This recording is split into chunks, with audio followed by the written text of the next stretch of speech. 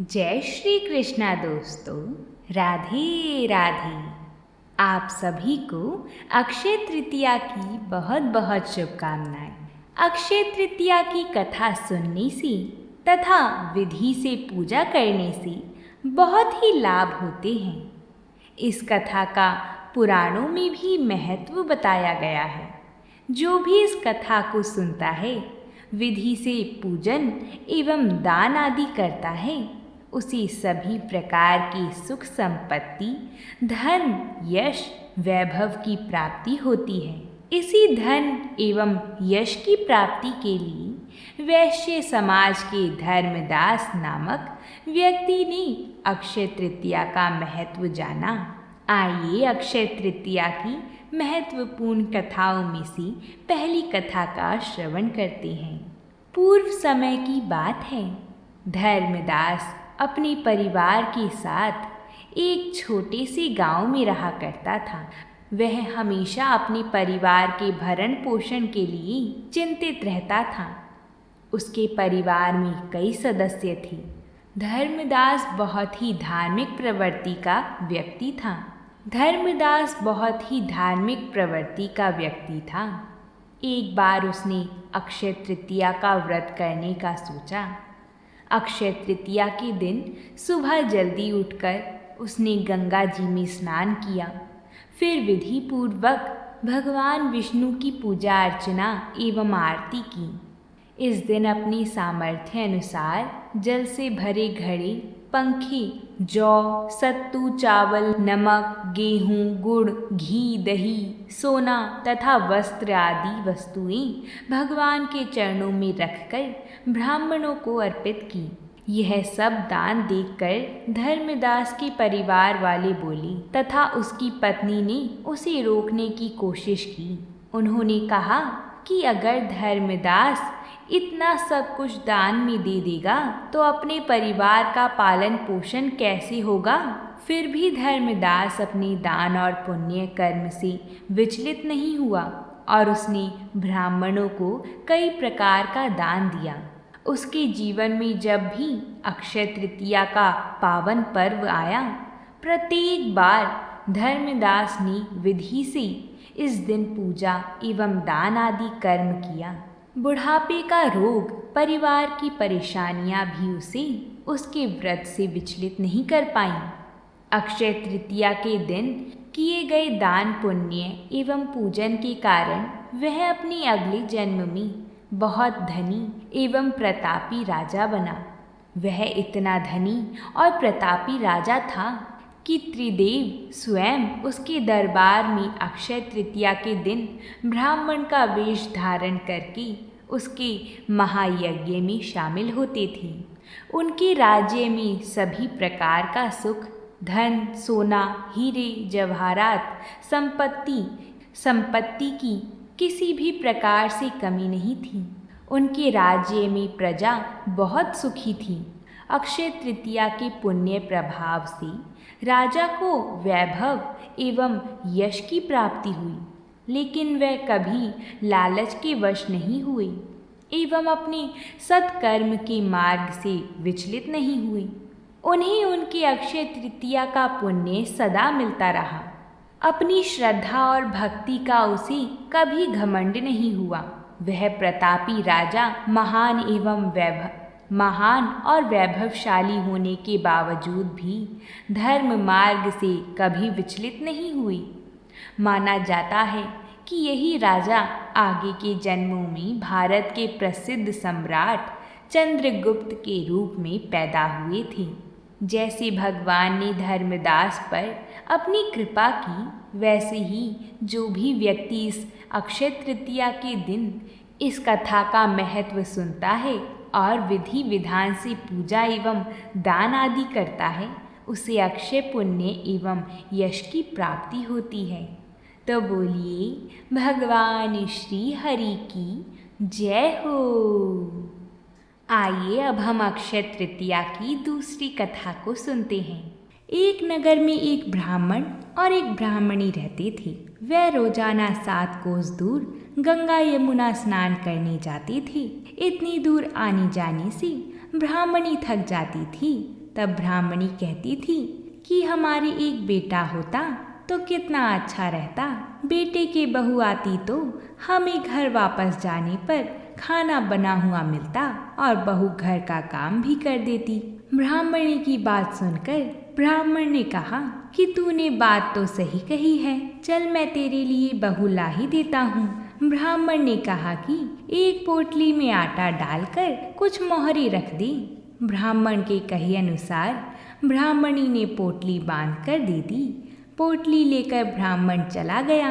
ब्राह्मण अभी कुछ ही दूर गया था कि उसे यमुना के किनारे बहुत ही सुंदर लड़कियां दिखाई दी। वह सब रेत में घर बनाकर खेल रही थीं। उनमें से एक लड़की ने कहा कि मैं अपना घर नहीं बिगाड़ूंगी, मुझे तो रहने के लिए ही घर चाहिए। लड़की की बात सुनकर ब्राह्मण मन ही मन सोचने लगा कि बहू बनाने के लिए यही लड़की सही रहेगी। जब वह लड़की जाने लगी तो ब्राह्मण भी उसके पीछे पीछे उसके घर तक चला गया। वहां जाकर ब्राह्मण ने कहा, बेटी अभी कार्तिक मास चल रहा है, इसलिए मैं किसी के घर खाना नहीं खाता। मैं आटा लेकर आया हूँ, तुम अपनी माँ से पूछो कि क्या वह मेरे लिए आटा छानकर 4 रोटी बना देंगी। यदि वह मेरा आटा छानकर रोटी बनाएंगी तो ही मैं रोटी खाऊंगा। लड़की ने जाकर अपनी माँ से सारी बात कह दी। माँ ने कहा, ठीक है, जाकर बाबा से कह दी कि वह अपना आटा दे दें, मैं रोटी बना दूंगी। जब वह आटा छानने लगी तो आटे में से मोहरें निकली। वह सोचने लगी कि जिसके आटे में इतनी मोहरें हैं तो उसके घर में कितनी मोहरें होंगी। जब ब्राह्मण खाना खाने बैठा तो लड़की की माँ ने कहा, बाबा आप अपने लड़के की सगाई करने जा रही हो। तब ब्राह्मण ने कहा कि मेरा बेटा तो काशी में पढ़ने गया हुआ है, लेकिन यदि तुम कहो तो खांड कटोरे से विवाह करके तेरी बेटी को अपने साथ ले जाऊं। लड़की की माँ ने कहा, ठीक है बाबा, और खांड कटोरे से शादी करा के ब्राह्मण के साथ भेज दिया। ब्राह्मण ने घर आकर कहा, रामू की माँ दरवाज़ा खोल कर देख, मैं तेरे लिए बहू लेकर आया हूँ। ब्राह्मणी बोली, दुनिया ताने मारती थी, अब आप भी मारने लगी। हमारे तो 7 जन्म तक कोई बेटा बेटी नहीं है, तो बहू कहाँ से आएगी। ब्राह्मण ने कहा कि तू दरवाज़ा खोल कर तो देख। जब ब्राह्मणी ने दरवाज़ा खोला तो सामने बहू को खड़ा देखा। उसने बहू का स्वागत किया और आदर सत्कार से अंदर ले गई। अब ब्राह्मण और ब्राह्मणी स्नान करने जाती तो बहू घर का सारा काम करके और खाना बनाकर रखती। वह उनके कपड़े धोती और रात को पैर भी दबाती। इस तरह काफ़ी समय बीत गया। ब्राह्मणी ने अपनी बहू से कहा कि बहू कभी भी चूल्हे की आग मत बुझने देना और मटके का पानी खत्म मत होने देना। एक दिन की बात है, चूल्हे की आग बुझ गई। तब बहू भागी भागी अपनी पड़ोसन के पास गई और कहा कि मेरे चूल्हे की आग बुझ गई है, मुझे थोड़ी आग चाहिए। मेरे सास ससुर सुबह 4 बजे से गए हुए हैं, वह थके हारे आएंगी, इसलिए मुझे उनके लिए खाना बनाना है। तब पड़ोसन ने कहा कि तू तो बावली है, तुझे यह दोनों मिलकर पागल बना रहे हैं, इनके कोई बेटा नहीं है। बहू ने कहा, नहीं ऐसा मत बोलिए, इनका बेटा तो बनारस काशी में पढ़ने गया हुआ है। तब पड़ोसन ने कहा कि यह तुझे झूठ बोलकर लाए हैं, इनके कोई बेटा नहीं है। अब बहू पड़ोसन की बातों में आ गई और कहने लगी कि अब आप ही बताओ मैं क्या करूं। पड़ोसन ने कहा कि करना क्या है, जब तुम्हारे सास ससुर आए तो जली फूकी रोटियां बनाकर देना और बिना नमक की दाल बनाकर देना। खीर की कड़छी दाल में और दाल की कड़छी खीर में डाल देना। वह पड़ोसन की सारी सीख लेकर घर वापस लौट आई। जब उसके सास ससुर घर आए तो उसने ना तो उनका आदर सत्कार किया, ना ही उनके कपड़े धोई। जब उसने सास ससुर को खाना दिया तो सास बोली, बहू आज ये रोटियां जली फूकी क्यों हैं और दाल भी अलूनी है। तब बहू ने पलटकर जवाब दिया कि एक दिन ऐसा खाना खा लोगी तो कुछ बिगड़ नहीं जाएगा तुम्हारा। सास ससुर को खरी खोटी सुनाकर वह फिर से पड़ोसन के पास गई और बोली कि अब आगे क्या करना है। पड़ोसन ने कहा कि अब तुम सातों कोठों की चाबी मांग लेना। पड़ोसन के कहे अनुसार अगले दिन जब सास ससुर स्नान करने के लिए जाने लगे तो बहू अड़ गई कि मुझे तो सातों कोठों की चाबी चाहिए। तब ससुर ने कहा कि इसे चाबी दे दो, आज नहीं तो कल इसे ही देनी है। तब सास ने बहू को चाबी दे दी। सास ससुर के जाने के बाद जब बहू ने दरवाजे खोले तो उसने देखा कि किसी में अन्न भरा है, किसी में धन भरा है और किसी कोठे में बर्तन पड़े हैं। जब उसने सबसे ऊपर का 7वां कोठा खोला तो उसने देखा कि शिव जी और माता पार्वती, गणेश जी महाराज, लक्ष्मी माता जी, पीपल पथवारी माता, कार्तिक के ठाकुर, राय दामोदर, तुलसी जी का बिड़वा, गंगा यमुना व 33 कोटि देवी देवता विराजमान हैं। वहीं पर एक लड़का चंदन की चौकी पर बैठा माला जप रहा है। यह सब देखकर उसने लड़के से पूछा कि तुम कौन हो? तब लड़का बोला कि मैं तेरा पति हूँ, अभी दरवाज़ा बंद कर दे, जब मेरे माता पिता आएंगी तब दरवाज़ा खोलना। यह सब देखकर बहू बहुत खुश हो गई और 16 श्रृंगार कर सुंदर वस्त्र पहनकर अपनी सास ससुर का इंतज़ार करने लगी। उसने अपनी सास ससुर के लिए अच्छे अच्छे पकवान बनाए। जब उसके सास ससुर घर पर आई तो उसने उनका आदर सत्कार किया और प्रेम पूर्वक खाना खिलाया और पैर दबाने लगी। पैर दबाते दबाते बहू ने कहा कि माँ, आप इतनी दूर गंगा यमुना स्नान करने के लिए जाती हो तो आप थक जाती हो, इसलिए आप घर पर ही स्नान क्यों नहीं करती हो? यह सुनकर सास कहने लगी कि बेटी, गंगा यमुना घर पर तो नहीं बहती है। तब उसने कहा, हाँ माँ जी, बहती है, चलो मैं आपको दिखाती हूँ। जब बहू ने 7वां कोठा खोलकर दिखाया तो उसमें शिव जी, माता पार्वती, भगवान गणेश जी, लक्ष्मी जी महारानी, पीपल पथवारी माता, कार्तिक के ठाकुर, राय दामोदर, तुलसी जी का बिड़वा, गंगा यमुना बह रही हैं और 33 कोटि देवी देवता विराजमान हैं। वहीं चौकी पर बैठा एक लड़का माला जप रहा है। माँ ने कहा कि बेटा, तू कौन है? लड़का बोला, माँ, मैं तेरा बेटा हूँ। तब ब्राह्मणी ने पूछा कि तुम कहाँ से आई हो? लड़के ने जवाब दिया कि मुझे कार्तिक देवता ने भेजा है। बुढ़िया माई ने कहा कि बेटा, यह दुनिया कैसे मानेगी कि तू मेरा बेटा है? तब बुढ़िया माई ने कुछ विद्वान पंडितों से मदद मांगी। पंडितों ने कहा कि इस पार बहू बेटे खड़े हो जाएं और उस पार बुढ़िया माई खड़ी हो जाए। बुढ़िया माई ने चमड़े की अंगियां पहनी हो और छाती में से दूध की धारा निकलकर बेटे की दाढ़ी मूछ भीगे और पवन पानी से गठजोड़ा बंधी, तब मानी कि यह बुढ़िया का ही बेटा है। उसने ऐसा ही किया।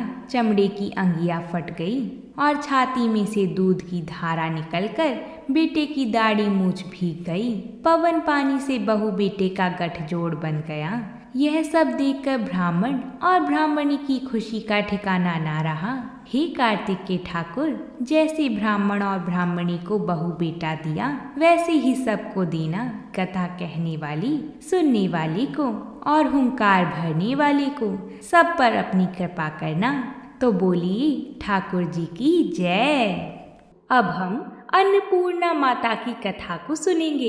एक समय की बात है, काशी निवासी धनंजय की पत्नी का नाम सुलक्षणा था। उसे अन्य सब सुख प्राप्त थे, केवल निर्धनता ही उसके दुख का एकमात्र कारण था। यह दुख उसे हर समय सताता रहता था। एक दिन सुलक्षणा पति से बोली, स्वामी, आप कुछ उद्यम करो तो काम चले, इस प्रकार कब तक काम चलेगा? सुलक्षणा की बात धनंजय के मन में बैठ गई और वह उसी दिन विश्वनाथ शंकर जी को प्रसन्न करने के लिए बैठ गया और कहने लगा, हे देवाधिदेव विशेश्वर, मुझे पूजा पाठ कुछ आता नहीं है, केवल आपके भरोसे बैठा हूँ। इतनी विनती करके वह 2-3 दिन तक भूखा प्यासा बैठा रहा। यह देखकर भगवान शंकर ने उसके कान में अन्नपूर्णा अन्नपूर्णा अन्नपूर्णा अन्नपूर्णा कहा। इस प्रकार 3 बार कहा। यह कौन क्या कह गया? इसी सोच में धनंजय पड़ गया कि मंदिर में आती ब्राह्मणों को देखकर पूछने लगा, पंडित जी, अन्नपूर्णा कौन है? ब्राह्मणों ने कहा, तू अन्न छोड़ बैठा है, सो तुझे अन्न की ही बात सूझती है। जा घर जाकर अन्न ग्रहण कर ले। धनंजय घर गया, स्त्री से सारी बात कही। वह बोली, नाथ चिंता मत करो, स्वयं शंकर जी ने यह मंत्र दिया है, वह स्वयं ही खुलासा करेंगे। आप फिर जाकर उनकी आराधना करो।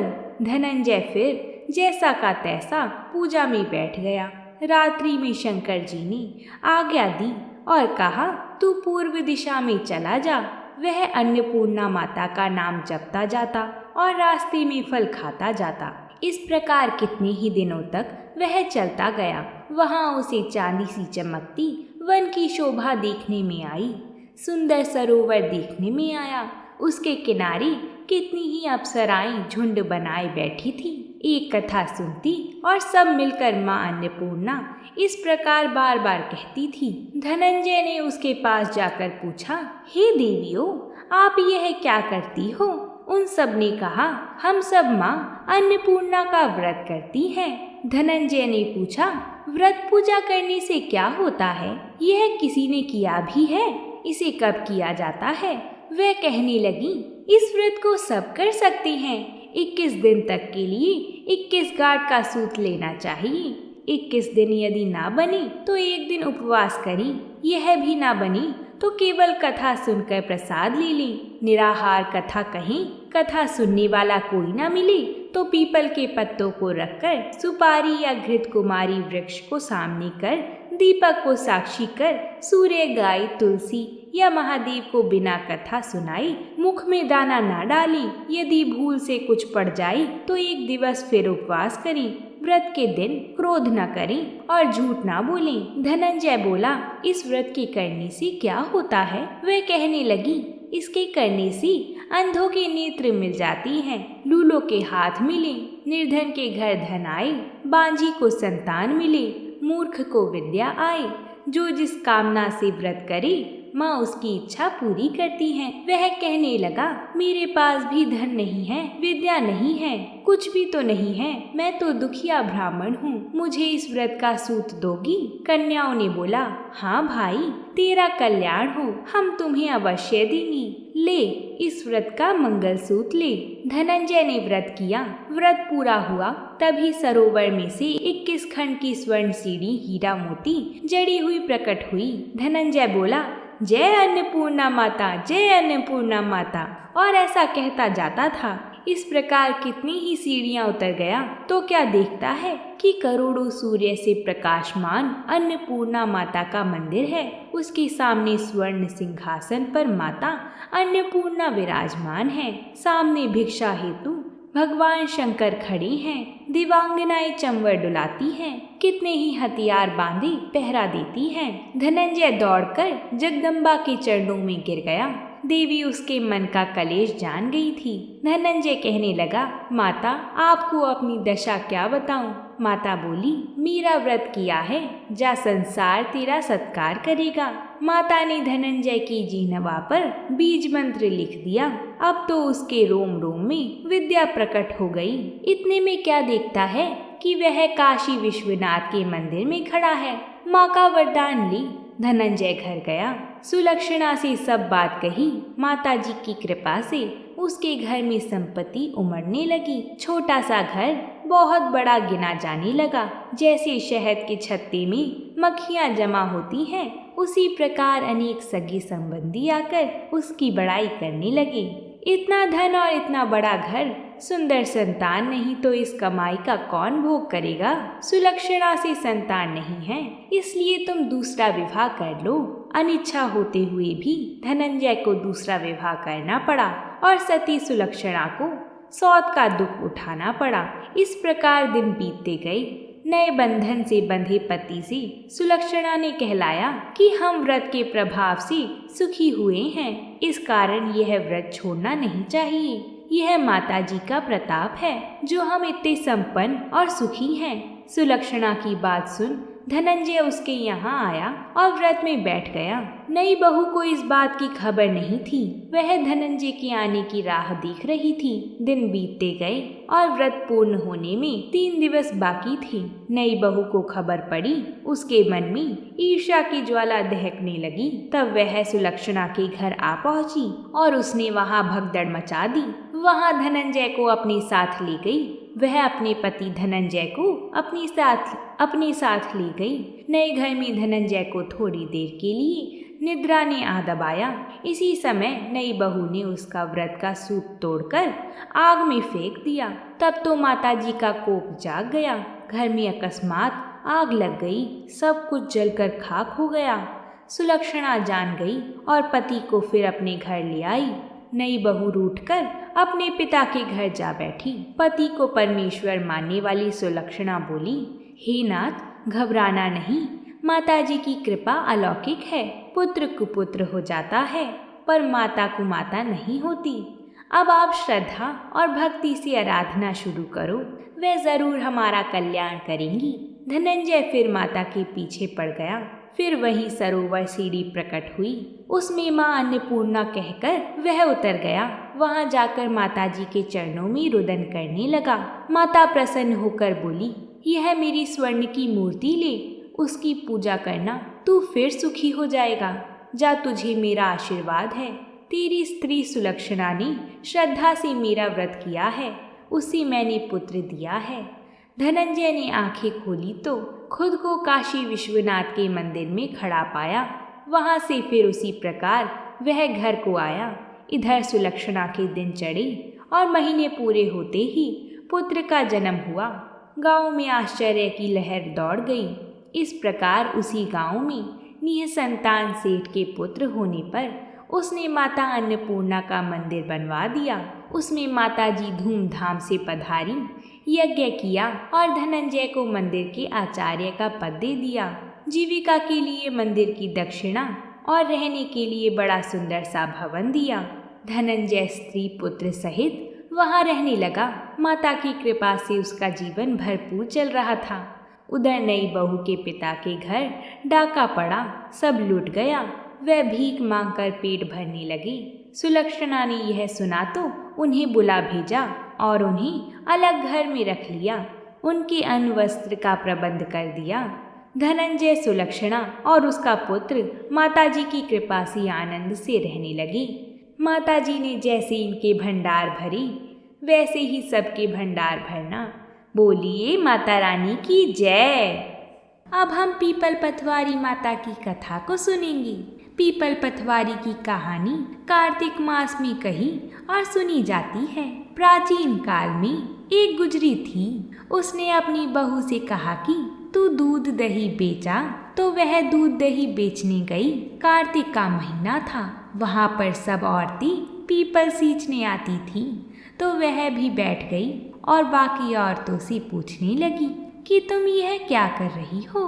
तो औरतें बोली कि हम तो पीपल की पथवारी सींच रही हैं। तो उसने पूछा, इससे क्या होता है?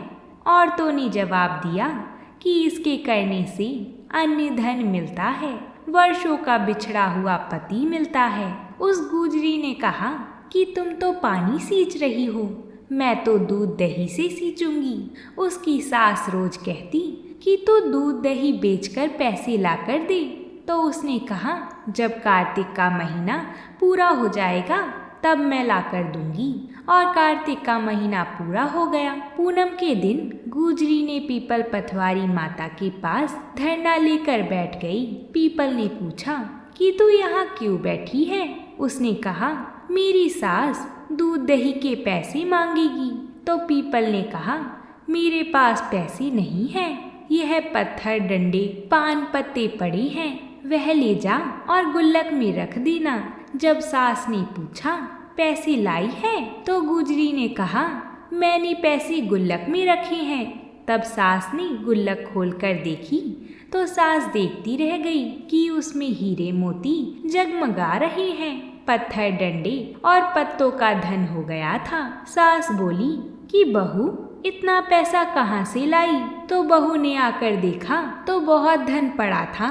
तब गुजरी ने कहा, सासू जी, मैंने तो 1 महीने दूध दही से पीपल पतवारी को सींचा था और मैंने उससे धन मांगा था, तो उन्होंने मुझे पत्थर, डंडी और पत्ते दिए थे जो मैंने गुल्लक में रख दिए थे और वह हीरे मोती हो गए हैं।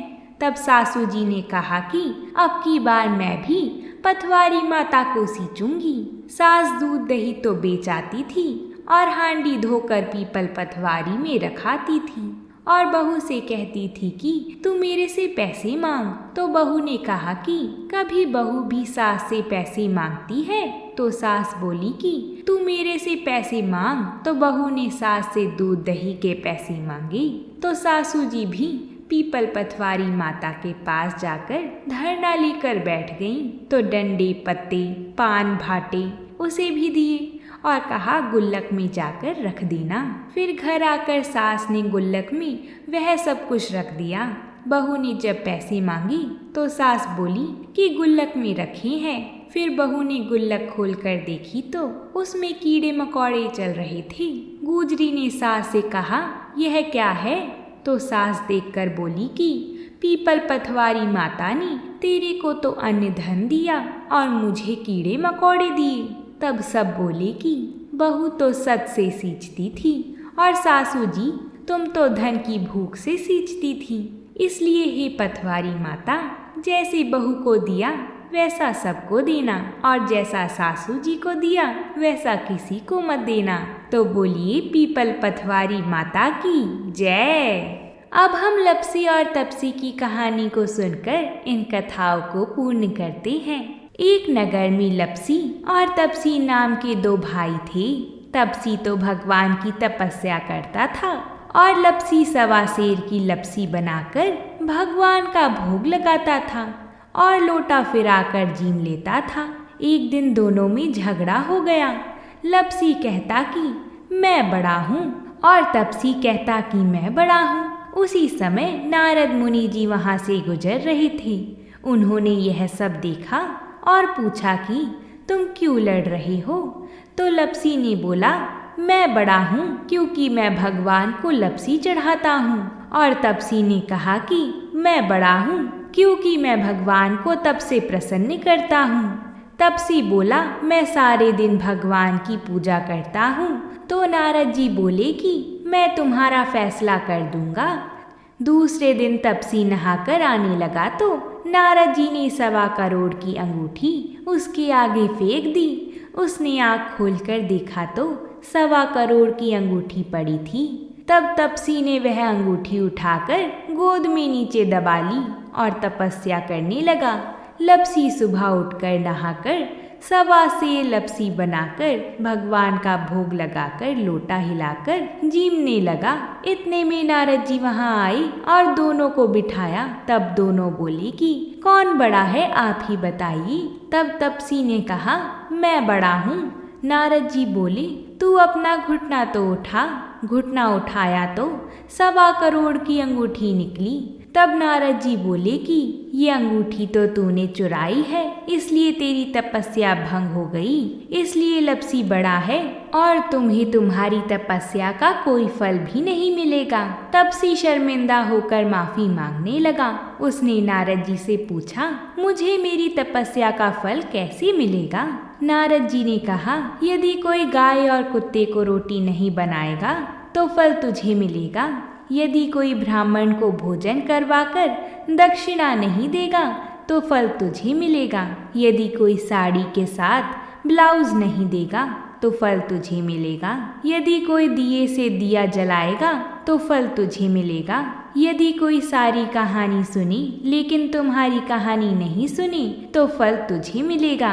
उसी दिन से हर व्रत कहानी के साथ लपसी और तपसी की कहानी भी सुनी और कही जाती है। तो बोलिए भगवान श्री हरि की जय। अगर आप सभी को ये कथा अच्छी लगी है तो वीडियो को लाइक ज़रूर करें। साथ ही में हमारे चैनल को भी सब्सक्राइब करें, जिससे ऐसी ही व्रतों से जुड़ी कथाएं आपको समय अनुसार मिलती रहें। बोलिए भगवान श्री हरि की जय हो।